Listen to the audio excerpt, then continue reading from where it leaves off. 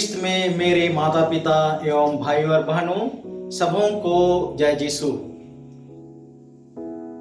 हमारे मानवीय जीवन में एक बहुत बड़ी त्रासदी है, वह है अपने चारों ओर दीवारें खड़ी होना। बहुधा ऐसा होता है कि अपने चारों ओर ऐसी दीवारें खड़ी हो जाते हैं जहां ना हम खुद निकलना चाहते हैं और ना ही दूसरों को अपनी व्यक्तिगत दुनिया में प्रवेश करने देना चाहते हैं। ऐसी दीवारें स्वार्थ की दीवारें या तो नफरत की दीवारें हो सकते हैं। इन दीवारों के ढहने से अपनी बनाई हुई दुनिया का सर्वनाश नहीं होता, वरन उसमें नई जीवन एवं नई स्फूर्ति का संचार होता है। इस संदर्भ में संत मत्ती रचित सुसमाचार के 15वें अध्याय का कनानी स्त्री के प्रसंग के माध्यम से प्रभु यीशु ऐसी दीवारों को सदा के लिए ढाने या तोड़ने का एक अच्छा उदाहरण प्रस्तुत करते हैं। आज का सुसमाचार बताते हैं कि गलीलिया से विदा होकर प्रभु यीशु तीरुस और सीदोन प्रदेश में प्रवेश करते हैं, जहां उनकी मुलाकात एक कनानी स्त्री से होती है, जिसकी एक लौटी बेटी को अबदूत पूरी तरह से सता रहा था।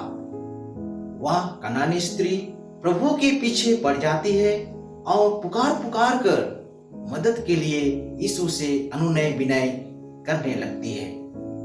पवित्र वचन हमें बताता है कि यीशु के शिष्य उस कनानी स्त्री के स्पर्श से बचने के लिए जल्द ही उससे पिंड छुड़ाना चाहते थे, क्योंकि कनानी स्त्री गैर यहूदी वर्ग से थी।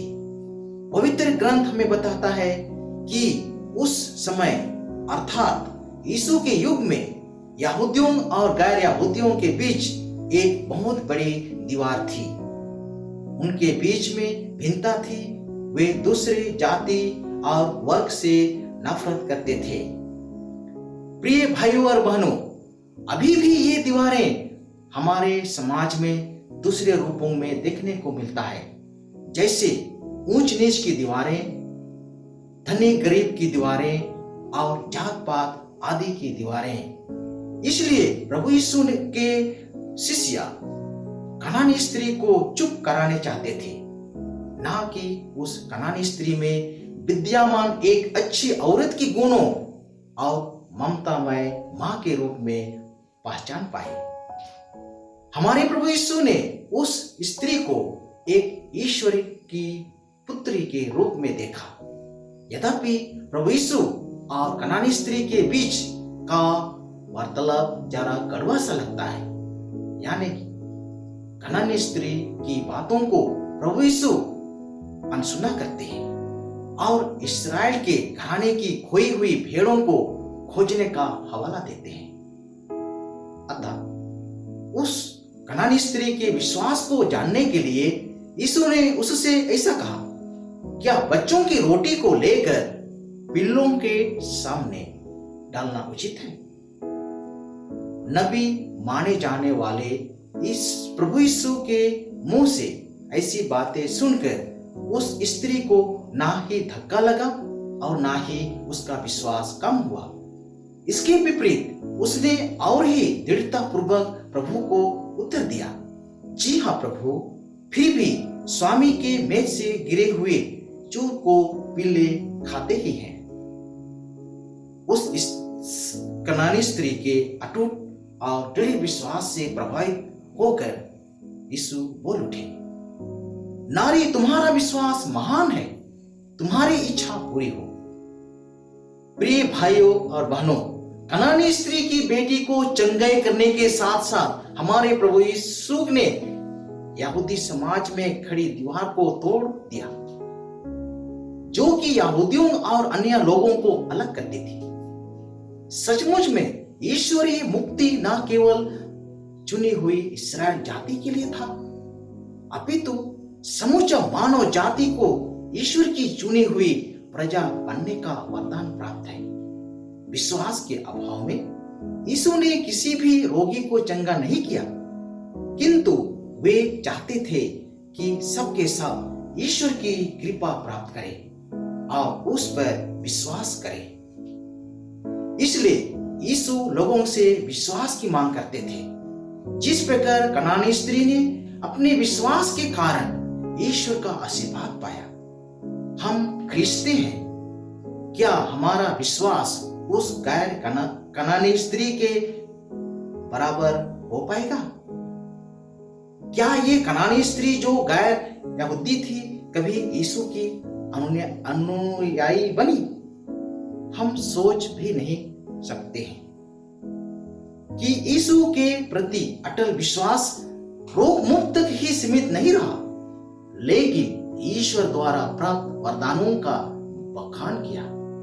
इसलिए मेरे प्रिय भाइयों और बहनों, ईश्वर की दृष्टि में शारीरिक लाभ या चंगाई से आत्मिक चंगाई अधिक महत्व है, क्योंकि ईश्वर चाहता है कि हम सभी मनुष्यों को मुक्ति मिले और सब लोग सत्य को जाने और पहचाने।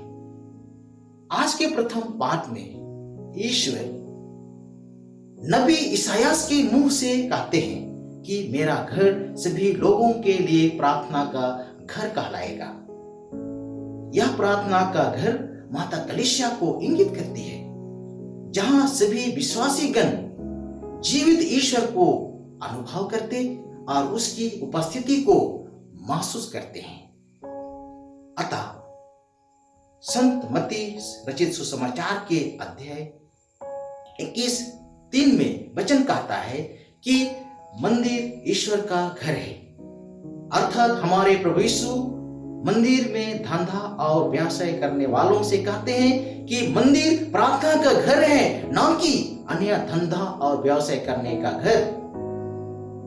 प्रिय भाइयों और बहनों, प्रभु यीशु ने खुद अपने शरीर को मंदिर कहा है। आगे संत पौलुस कुरिन्थियों के नाम अध्याय 6:19 में भी कहते हैं, आपका शरीर पवित्र आत्मा का मंदिर है, वह आप में निवास करता है और आपको ईश्वर से प्राप्त हुआ है। ईश्वर से हम प्रार्थना करें कि हम शरीर रूपी मंदिर को पवित्र रखें और कनानी स्त्री के समान धैर्य रखें और विनम्रता के साथ यीशु से अनुनय विनय करें। प्रभु सबों को आशीष और अनुग्रह प्रदान करे। आमीन। जय यीशु।